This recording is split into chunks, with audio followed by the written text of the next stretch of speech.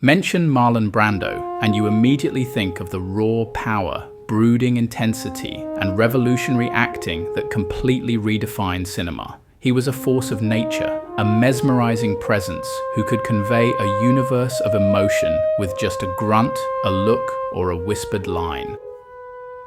More than an actor, he was a cultural phenomenon, a symbol of rebellious cool and uncompromising artistic integrity. But the journey of this challenging and brilliant performer, from an unsettled childhood to the heights of Hollywood legend, was as complex and tumultuous as the characters he famously brought to life. This is the story of Marlon Brando, and how he became arguably the most influential actor of the 20th century.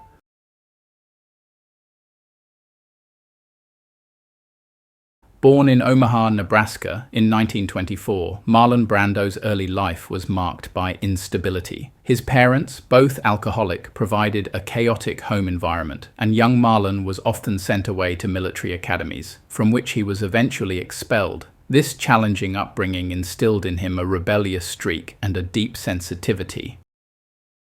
It was in New York City, however, that he found his true calling. He enrolled at the Actors Studio, studying under Stella Adler, who championed the method acting technique.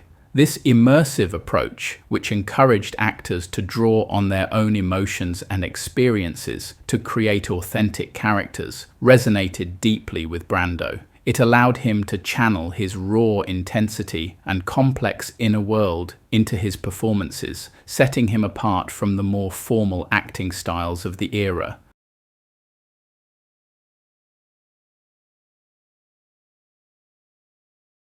Brando's impact was immediate and explosive. His Broadway debut as Stanley Kowalski in Tennessee Williams's A Streetcar Named Desire in 1947 was nothing short of a revelation.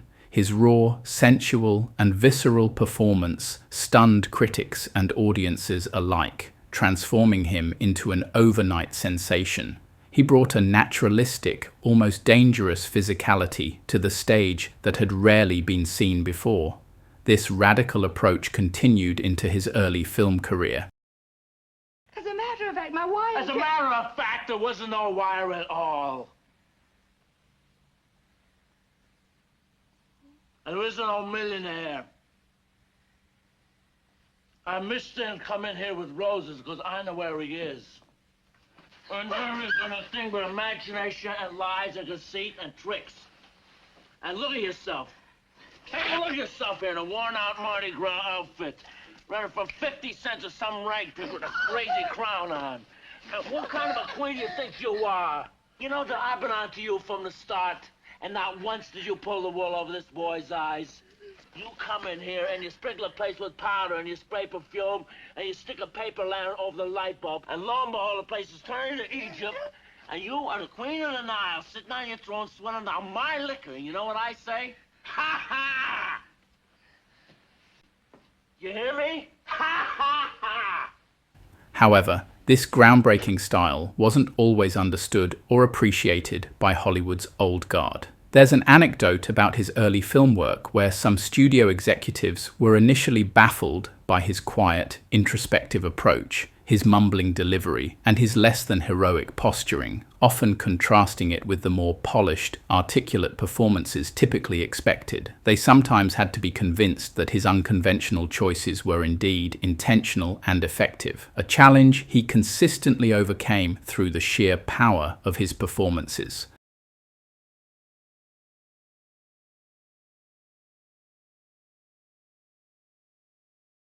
The 1950s saw Brando deliver a string of iconic performances that solidified his status as Hollywood's most exciting and challenging leading man. His role as Terry Malloy in Elia Kazan's On the Waterfront, 1954, earned him his first Academy Award for Best Actor. The famous "I Could Have Been a Contender" scene remains one of the most powerful and emulated monologues in cinematic history, showcasing his unique ability to convey profound regret and longing. God, and he came down my dressing room and said, "Kid, this ain't your night.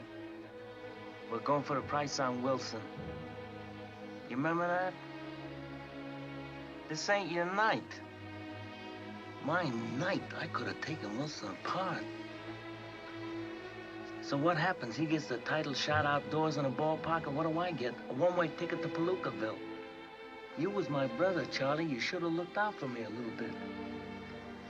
You should have taken care of me just a little bit so I wouldn't have to take them dives for the short-end money. Well, I had some bets down for you. You saw some money.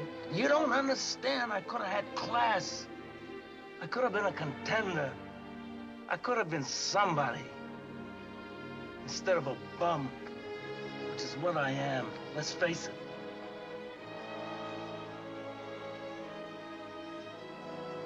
It was you, Charlie.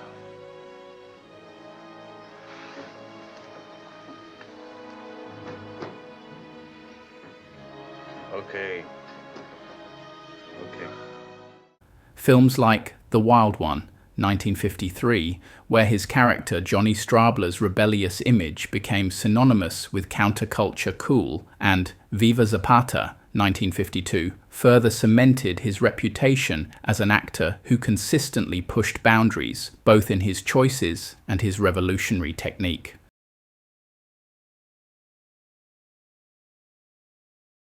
Despite his undeniable talent, the 1960s proved to be a more turbulent decade for Brando.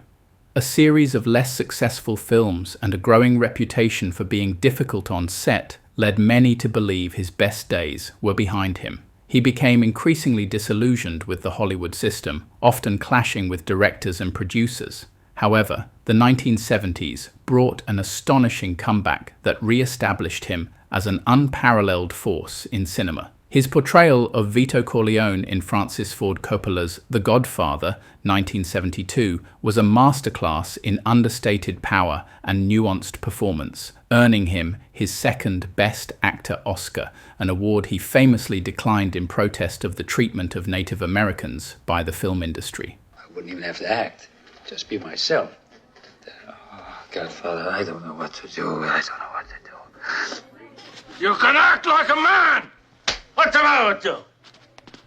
Is this how you turned out a Hollywood Pinocchio that cries like a woman?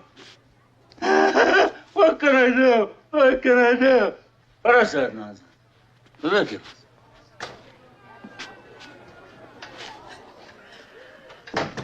You spend time with your family? Sure I do. Good. Because a man who doesn't spend time with his family can never be a real man. Come here.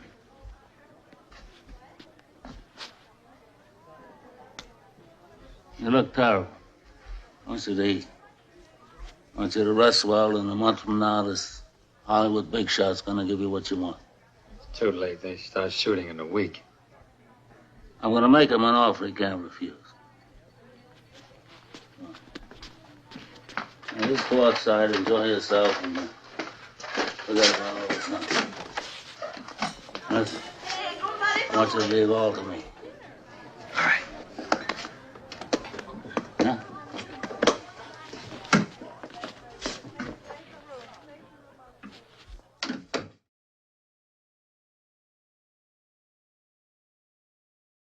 Brando continued to deliver memorable performances in his later career, though his personal life often overshadowed his professional work. Roles in films like Apocalypse Now, 1979, as the enigmatic Colonel Kurtz, and even smaller roles in movies like Superman, 1978, showcased his enduring star power despite his increasingly reclusive nature and battles with weight. His later life was marked by immense personal tragedies, including the murder trial of his son Christian and the suicide of his daughter Cheyenne, which deeply affected him. Despite these personal heartbreaks, his influence on acting remained profound. He inspired generations of actors, proving that authenticity, vulnerability, and a willingness to break conventional rules could elevate acting to an art form.